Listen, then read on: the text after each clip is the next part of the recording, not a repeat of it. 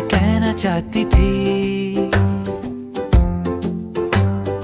दीवार फांद कर एक दिन वो मेरी क्लास में भी आ गई।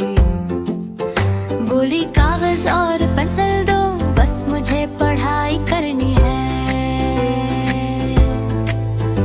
उस्ताद ने जो सब पढ़ाया वो उसे समझ न आया। हर वे में करके इसने सब बच्चों को नाच दिखाया। जब भी स्कूल जाता था एक बकरी मेरे पीछे आती थी। मैं करके वो मुझसे कुछ कहना चाहती थी।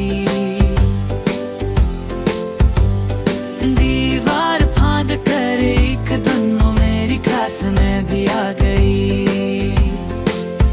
बोली कागज और पेंसिल दो, बस मुझे पढ़ाई करनी है।